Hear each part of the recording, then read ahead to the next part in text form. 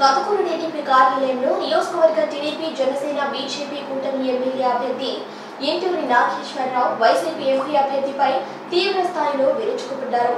ఈ సందర్భంగా ఆయన మాట్లాడుతూ మాజీ ఎంపీ అభ్యర్థి వేమిరెడ్డి ప్రభాకర్ రెడ్డిని విమర్శించే నైతిక హక్కు మీకు లేదని, రాష్ట్ర సంపదను వనరులను దోచుకోవడంలో ఫస్ట్ మార్క్ సాధించిన మీరు రాజకీయాల్లో మచ్చలేని వేమిరెడ్డిని విమర్శించడం తగదన్నారు.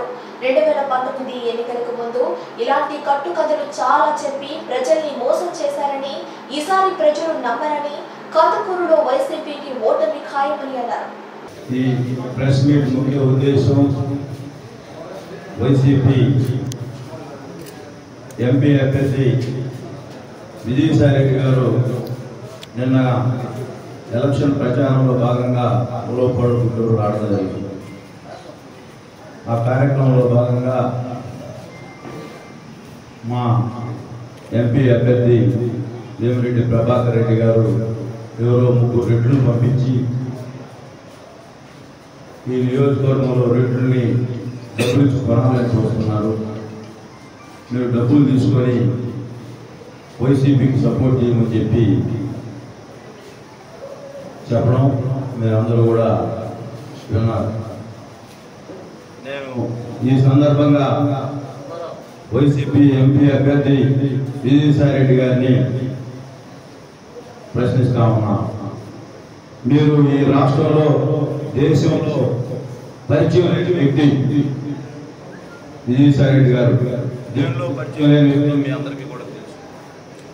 ఈ రాష్ట్రంలో ఎట్లా సంపదను దోచుకోవాలి, ఈ రాష్ట్రంలో వనరులను ఏ విధంగా దోచుకోవాలి, దాంట్లో ఫస్ట్ మార్క్ ఎవరైనా ఇవ్వాలంటే జగన్మోహన్ రెడ్డి గారికి, ఆయన గురువు గారైన విజయసాయి రెడ్డి గారికి. గత కాంగ్రెస్ ప్రభుత్వంలో 16 నెలలు జైలుకి ఎందుకు పోవాల్సి వచ్చిందో ముందు ఈ పార్లమెంటు నియోజకవర్గాల్లో నువ్వు ఒకసారి చెప్పి, నువ్వు రాములకు గుళ్ళు కట్టించినందుకు జైలుకి వెళ్ళావు 16 నెలలు. ఈ రాష్ట్రంలో అనేక వక్ర మార్గాల్లో ధన వ్యామోహంతో ఈ రాష్ట్రంలో అనేక చాటు చీకటి సామ్రాజ్యాన్ని స్థాపించి చీకటి కంపెనీలను తయారు చేసి ఎన్ని అవినీతి కార్యక్రమాలు ఎన్ని గెలుచుకున్నాయో ఈ రాష్ట్ర ప్రజలందరికీ తెలుసు. అటువంటి వ్యక్తి వేమిరెడ్డి ప్రభాకర్ రెడ్డి గారి గురించి మాట్లాడే నైతిక హక్కు కూడా ఈ విజయసాయి రెడ్డి గారికి లేదని చెప్పి, మళ్ళీ తెలుగుదేశం పార్టీ అధికారంలోకి బీజేపీ ఎన్డీఏ కూటమి అధికారంలోకి వస్తే ముస్లిం సోదరులకి 4% రిజర్వేషన్ వెనక్కి తీసుకుంటారని చెప్పి ఒక అబద్ధ ప్రచారం చేసి, నేను అడుగుతా ఉన్నా, 2019-24 మధ్యలో పార్లమెంట్లో బీజేపీ ప్రభుత్వం ప్రవేశపెట్టిన ప్రతి బిల్లుకి సపోర్ట్ చేసింది ఈ వైసీపీ పార్టీ, వైసీపీ ప్రభుత్వం కదా. నేను ఈ సందర్భంగా ప్రశ్నిస్తా ఉన్నా. 2014-19 మధ్యలో ఎన్డీఏ కూటమిలో తెలుగుదేశం పార్టీ ఉన్నప్పుడు మైనార్టీ సోదరులకు అనేక సంక్షేమ కార్యక్రమాలు ఇచ్చింది ఈ రాష్ట్రంలో తెలుగుదేశం పార్టీ.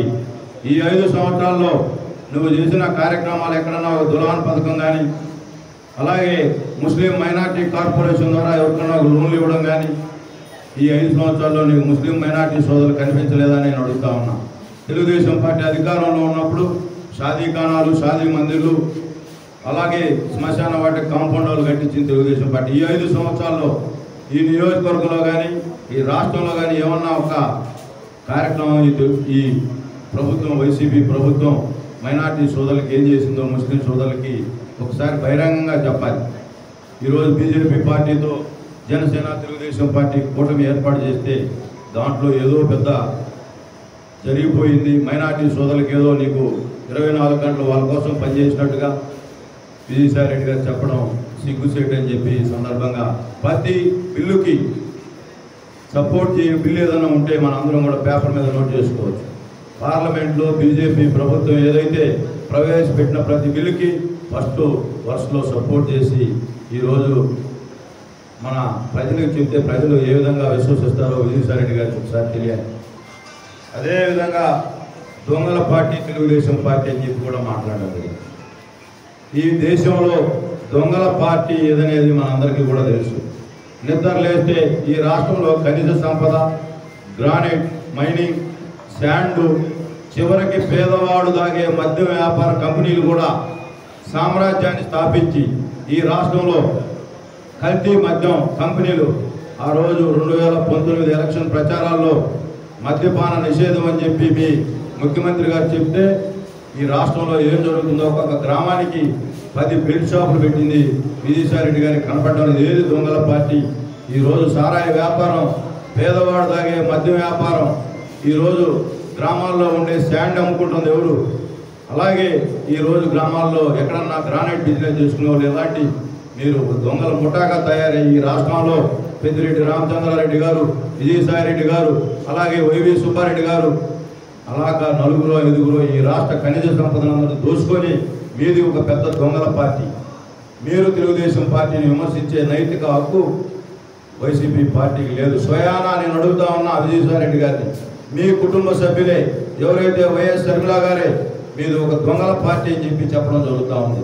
మీరు ముందు మీ కుటుంబ సభ్యులకి సమాధానం చెప్పండి. మీరు దొంగల పార్టీ, మీరు దొంగలు. ఈరోజు వైజాగ్ మొత్తాన్ని సర్వనాశనం చేసి మళ్ళా ప్రకాశం జిల్లా, నెల్లూరు జిల్లాకి పార్లమెంట్ అభ్యర్థిగా రావడం మనకు ఒక దౌర్భాగ్య పరిస్థితి. ఈ వైసీపీ ఎంపీ అభ్యర్థిగా రావడం. మనందరికీ రామాయపట్నం పోర్టు గురించి మాట్లాడుతూ ఉన్నాడు. ఏదో రాష్ట్ర ప్రభుత్వం చేపట్టిందని. ఆ రోజు తెలుగుదేశం పార్టీ అధికారంలో ఉన్నప్పుడు చంద్రబాబు నాయుడు గారు ప్రకాశం జిల్లాలో కందుకూరు ప్రాంతం, మెట్ట ప్రాంతం, ఈ ప్రాంతం ప్రకాశం జిల్లా అంతా కూడా సస్యశ్యామలం అవుతుంది అభివృద్ధి పరంగా, ఇండస్ట్రియల్ పరంగా అని చెప్పి ఒక మంచి ఆలోచనతో మేజర్ పోర్టు అప్రూవ్ చేసి రావడం జరిగింది. దానిని మళ్ళీ మైనర్ పోర్టుగా ఎందుకు తీసుకురావాల్సి వచ్చిందో ఈ నియోజకవర్గ, ఈ ప్రకాశం జిల్లా వాసులకు చెప్పాల్సింది పోయి దాని ఏదో మీ అల్లుడు కంపెనీకి దారాదత్తం చేసేదానికోసం ఈరోజు అరవిందో కంపెనీ కన్స్ట్రక్షన్ చేస్తూ ఉంది. అరవిందో కంపెనీ ఎవరిదో ఈ దొంగల ముఠాకి తెలుసు అని చెప్పి ఈ నియోజకవర్గ ప్రజలందరూ కూడా తెలుసు. అలాంటిది మీరు మళ్ళా కందుకూరు అభివృద్ధి గురించి మీరు మాట్లాడుతూ ఉన్నారంటే 7,000 ఎకరాలు చేవూరు, రావూరు, ఏలూరుపాడు, సాలిపేట గ్రామ